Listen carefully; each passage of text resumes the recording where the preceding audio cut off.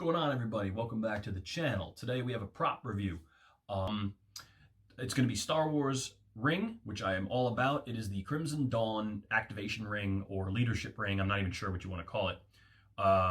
It seemed to just activate Dryden Voss's ship, which is kind of weird. I don't know if it was just to activate the ship, whether it just called Darth Maul. I really don't know. I want to say that maybe it's the only way to actually communicate with Darth Maul, so let's go with that. But I've seen a lot of clear resin printed ones of these and ones that people have then painted, and they look great. This one's actually plated, and it's in 3 pieces. It's the ring itself, which comes in various ring sizes. Mine's a 13. And then it has the red resin thing piece that sits on top of it. There is a light hole underneath it in case you want to display it with an LED. And then on top of that sits the gold emblem of Red Dawn. So Red Dawn? That's a movie, isn't it? That was 2 movies. Patrick Swayze and Chris Hemsworth? Right. Crimson Dawn. I want to show you guys what this looks like in more detail. And let's do that now. All right, so we're going to take a look at this. This is the Crimson Dawn ring. Activation ring, navigation ring, I don't even know what you want to call it. It's the one that Dryden Voss wore in the film and then was passed on to Kira after his death that she used to close up the ship and contact Darth Maul. So the first thing we'll notice is that this is a size 13 ring and it's in 3 pieces. There's the ring base, there's the red piece, and then there is the cap at the end, which is the best way to do this if you're going to do this and make it look sexy. The one-piece rings printed in STL resin and then painted are great, but if you want to plate it and make it look really good, you really need to do it in 3 pieces. So I'm glad that this one's in 3 pieces. There's also the hollowed out base, which I think is fantastic because it allows you to pass light through the resin or put an LED in behind it and make it really glow. So right away, I have to say that it's smooth. There's no scan lines, so if this is a 3D print as an original base, you can't tell. Smooth on all the metal parts, and it's plated beautifully and very chrome and shiny and polishes up nice. So 9 out of 10, 10 out of 10 on those parts. But where you lose me a little bit is with the resin. So the resin is looking a little bit like a fresh pull. It doesn't look like they buffed it and got it buffed down to clear.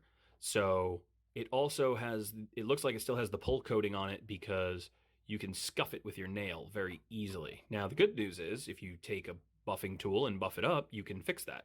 You'll also see that you lose a little bit with me because here, here, here, here, pretty much all over, there is a lot of glue excess. There you can really see it inside the top piece there. So there's a lot of glue excess. That's a big killer for me because it makes it look from, it's the difference between what a gorgeous piece looks like versus a cheap piece. Now, there's a positive saving grace to this. The reason it retains about an 8.5 ranking from me as a prop because, yes, there's a lot of excessive glue, but it looks like they used contact cement. So the good news means you can get some tweezers in here and peel all that crap off. So then you yourself can put in the extra effort and clean it up. And considering the price point of what this ring normally sells for, I think that's a fair trade-off. This should be about a $150 ring, in my opinion. It's metal, it's got the 3 pieces, and if the glue is completely cleaned off, you could easily charge $150 for this, and it would be fair.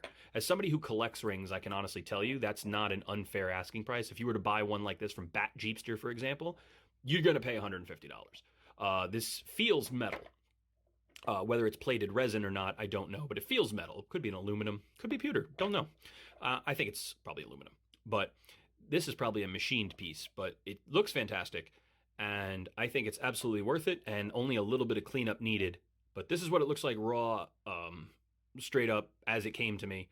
So all these little bits of glue, you can see it down here by my thumbnail. There's a little piece there and stuff. We're going to rip all that off. We're going to clean this up. And it's going to be a gorgeous addition to the collection.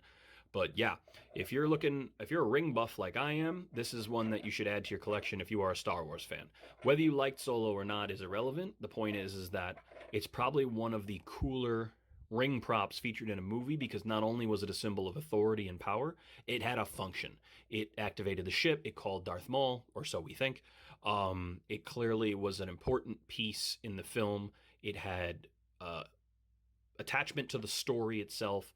So when you want to get a, it's not just a random ring that was on somebody's finger. It was featured in the story as a central item that was important, and that's what you want when you're a ring collector. You want those important rings. So I'm pretty happy with this, and I think anybody else would be too. So again, about an 8.5 out of 10, only because of the really rough glue job. But as someone who has trouble gluing myself, I sympathize. It's not the easiest thing to deal with. Some people are better at it than others. This could have been a B stock piece. I don't even know. Perhaps if you buy it straight off the site, you won't even run into these problems. So if it is a B stock piece, I wasn't told, but that's totally understandable too. I'm not going to complain. Beggars should not be choosers. But I can honestly tell you that if it had no glue bits and this was a buffed up red resin, this would have been a 10 out of 10 ring prop. I would have had zero complaints. So I think it's very cool, and I think you dig it.